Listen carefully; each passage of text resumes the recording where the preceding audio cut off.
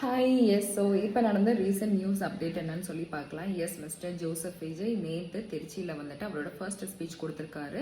அவர் பதவி எடுத்து almost 1 month ஆக போகுது. ஸோ அவர் ஆல்ரெடி சொல்லியிருந்தாரு, இந்த மாதிரி நான் பதவி எடுத்ததுக்கு அப்புறமும் வந்துட்டு மக்களை வந்துட்டு நான் போய் மீட் பண்ணுவேன்னு சொல்லியிருந்தாரு. அதே மாதிரி அவர் வாக்குறுதியை காப்பாற்றின மாதிரி ஃபர்ஸ்ட் அவர் திருச்சியில் தான் ஸ்டார்ட் பண்ணியிருக்காரு. என்னோட பர்சனல் ஒப்பீனியன், அவர் ஏன் திருச்சி ஃபர்ஸ்ட் சூஸ் பண்ணாரு அப்படின்றதுக்கு, பிகாஸ் அவர் வந்து 2 தொகுதியில் வந்துட்டு எம்எல்ஏக்கு நின்னாரு. அப்போதைக்கு சொல்லிட்டாங்க, இல்லை ஒரு பர்சன் சேம் பர்சன் 2த்துல நிற்கக்கூடாதுன்னு சொன்னனால அவர் சென்னை சூஸ் பண்ணாரு. மேபி அந்த ரீசன்னால திருச்சியில் வந்துட்டு அவரோட ஃபர்ஸ்ட் பிரச்சாரம் சொல்ல முடியாது, ஸ்பீச்சை ஸ்டார்ட் பண்ணியிருப்பாரோ அப்படின்னு எனக்கு ஒரு இது. எஸ், அவர் என்னத்தை பற்றி பேசினார்னு சொல்லி கேட்டிங்கன்னா, I had a very big expectation. அவர் ஃபியூவல் ரேட்டை பற்றி பேசுவார். அவர் அந்த கோயம்புத்தூர் ரேப் இஷ்யூ, அவர் பதவி ஏற்றதுக்கப்புறம் வந்து பயங்கரமான ஒரு கிரிட்டிக்கல் கேஸ், அதை பற்றி பேசியிருப்பார். இல்லாட்டி வந்துட்டு 200 யூனிட் கரண்ட் எல்லாருக்கும் ஃப்ரீன்னு சொல்லிட்டு அதுக்கப்புறம் 500 யூனிட்குள்ளே யூஸ் பண்ணுறவங்களுக்கு தான் 200 யூனிட் ஃப்ரீயாக வரும் அப்படின்னு சொன்னதாக இருக்கட்டும். இல்லாட்டி வந்துட்டு விவசாயிங்களுக்கு வந்துட்டு 5 ஏக்கருக்குள்ளே வச்சுருக்கவங்களுக்கு எல்லாருக்குமே வந்துட்டு பேங்க் லோன்ஸ் வந்துட்டு தள்ளுபடி செய்யப்படும்னு சொல்லியிருந்ததாக இருக்கட்டும். இல்லாட்டி 6 ஏக்கருக்கு மேலே இருக்கவங்களுக்கு வந்துட்டு 50% வந்துட்டு வேவரி இருக்கும்னு சொன்னதாக இருக்கட்டும். பட் இது எதுவுமே இல்லாமல் போன வருஷம் மேலேருந்து இப்போ இருக்கவங்களுக்கு மட்டும்தான் வந்துட்டு, அதுவும் 50,000க்குள்ளே வாங்கினவங்களுக்கு மட்டும்தான் வந்துட்டு ஃபுல் டிஸ்கவுண்ட் இருக்கும்.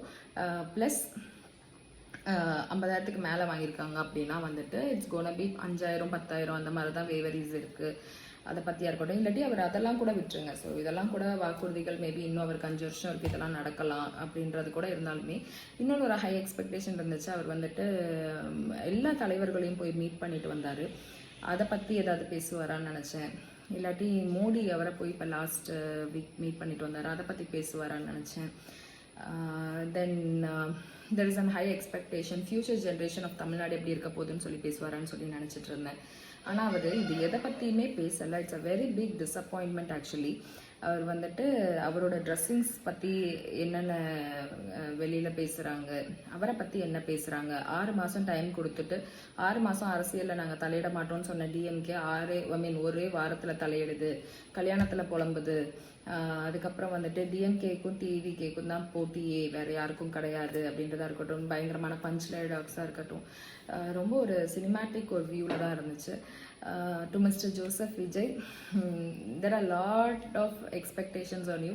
பட் ஆனால் நீங்கள் இந்த தடவை பண்ணது வந்துட்டு இட்ஸ் நாட் சாட்டிஸ்ஃபைட் ஆக்சுவலி. நான் சொன்ன மாதிரி நான் எந்த பார்ட்டிஸோட பிக் ஃபேனுமே கிடையாது. I was expecting something good and new. Anyway, thank you for வாட்சிங். Subscribe and watch for more videos. Anyway, next இதில் I was expecting you will talk all about this. Bye.